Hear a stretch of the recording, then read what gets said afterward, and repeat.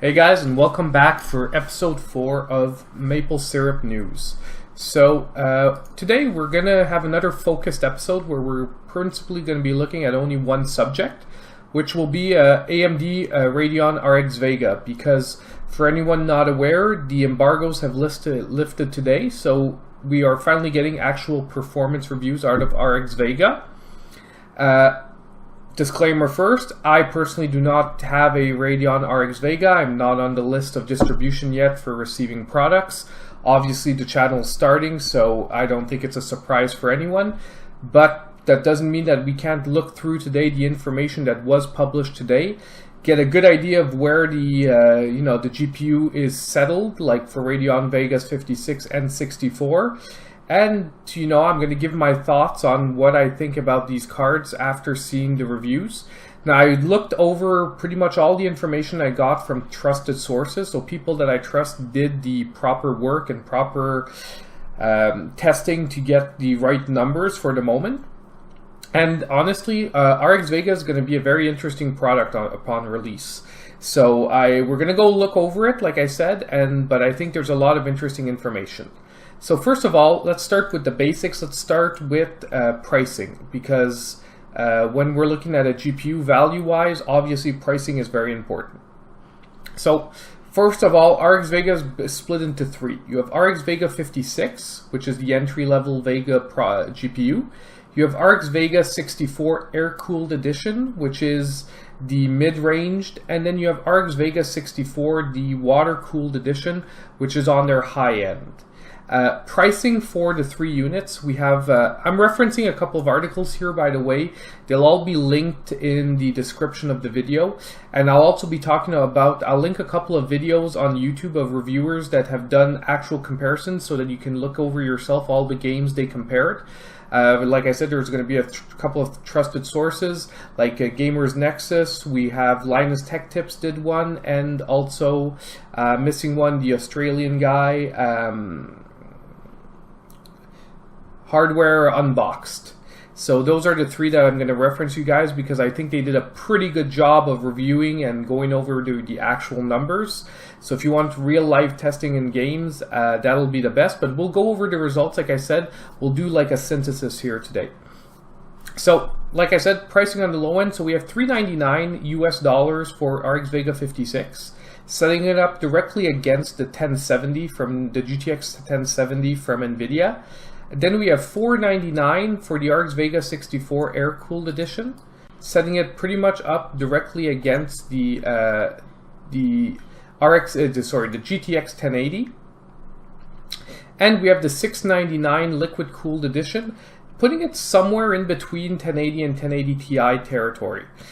Of course, right now, all these prices are inflated, so I'm comparing them to the actual MSRPs, meaning that at launch, if the MSRPs hold up, they would be compared to the MSRPs of the GTX 1070 and 1080. Obviously, right now, because of the whole mining craze, we're not actually getting GPUs for the MSRPs. We're actually having to pay over it. So overall, these are the three things that are be available, and they are specifying that the liquid cooled edition is with their Aqua Pack bundle, which you can look into the details if you want. Like I said, I'm going to link the review. That's not the point today. We want to go look over at performance issues.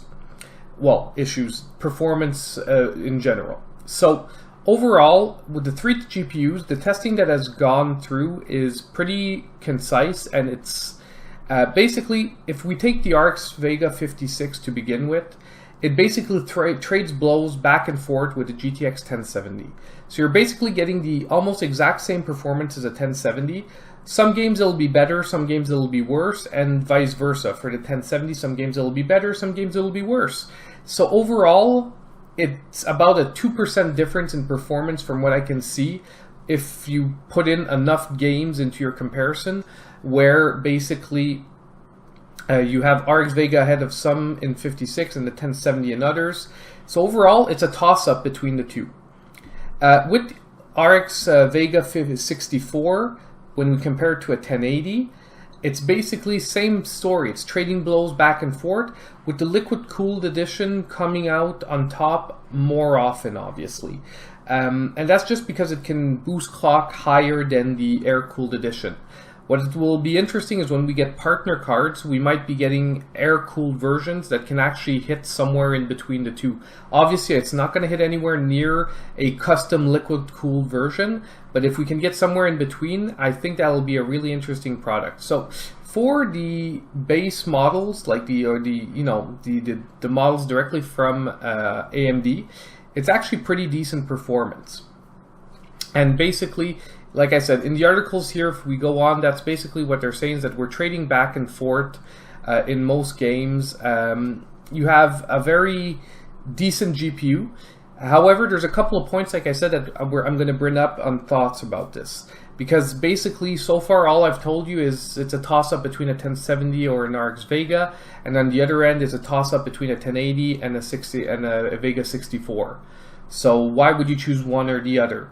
I'm going to give you my thoughts, and I'll be honest with you guys, even myself, I'm a little bit stuck in between choices here, because I'm going to give you a positive and a negative on each side. And honestly, it's going to come down probably over the next couple of months. We're going to get a definite answer. Unfortunately, today, all we know is that the product they're launching is decent. It's staying up with what's current, but you'll see that's a problem as well. So on the positive side, if we look at this history of the last generation of AMD products, I don't know if you guys followed the RX 480 versus GTX 1060 debacle and story.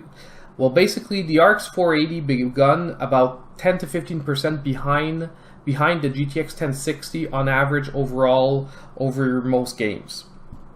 And basically, through driver optimization, nowadays, if you compare the results, the RX 480 has made up all the ground, and even I would say, on most often, people would agree, is maybe even a touch ahead of the 1060 in most games.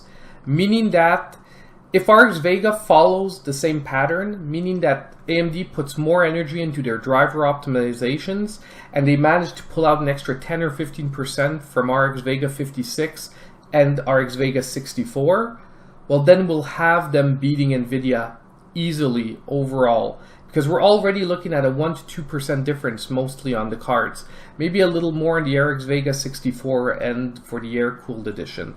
But overall, if the trend continues with AMD and the driver optimization continues, we might wind up with RX Vega fairly beating the NVIDIA equivalents.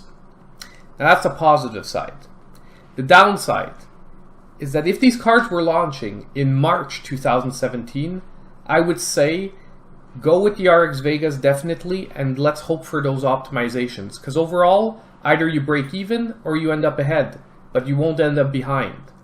The problem is, we're almost a whole product cycle behind now, because we're in August 2017. And that's my problem with RX Vega, is that we don't know what's around the corner, what's coming around the corner in the next 3 to 6 months from NVIDIA. In computers, however, you can't always wait.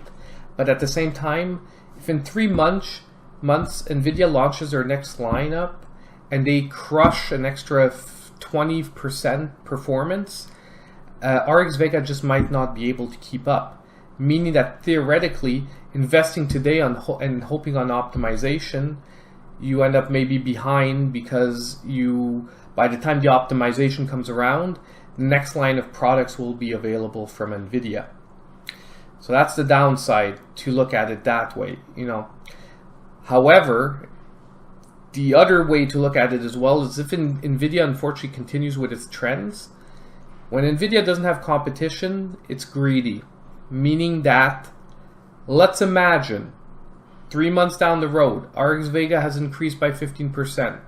NVIDIA is ready to launch, and they can go an extra 5 to 10% above what AMD has managed to gain in ground.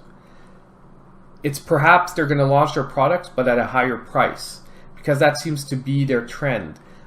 They're not going to launch at the same price and just say we're going to blow AMD out of the water. They're just going to launch at a higher price, saying, look, we've got a better product. If you want it, pay more.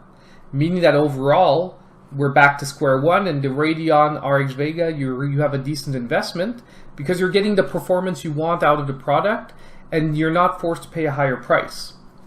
Now, these are my thoughts on the future. Like I said, I can't tell you what's going to happen. And unfortunately, that's why I'm torn as well. Now, I'll be honest with you guys, over the next 2 to 3 months, I'll be analyzing, and I'll probably be purchasing an RX Vega 56 for the channel, just because from the results in the articles, it seems to be the card that has the most headway for overclocking and for perhaps beating out the 1070. Meaning that I don't think the 64, even with the boosts, are really going to get that much ahead of a 1080. But I think the RX Vega 56, with a little bit of tooling, can get fairly ahead of the 1070.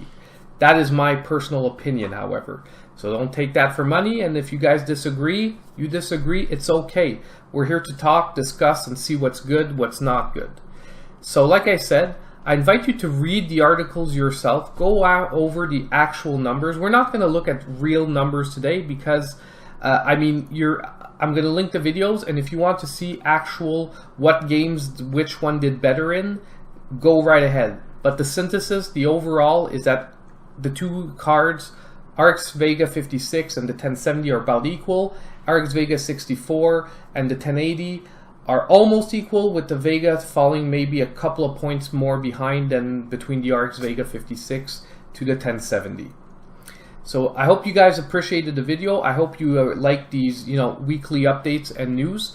Next week we'll try to, unless there's another huge product launch, we're not probably going to be focused, and we're going to look at many stories like in the first 2 episodes.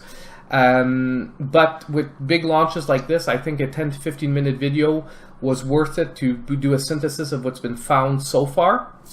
So like I said, I hope you appreciate these videos, and I hope I see you guys in the next one.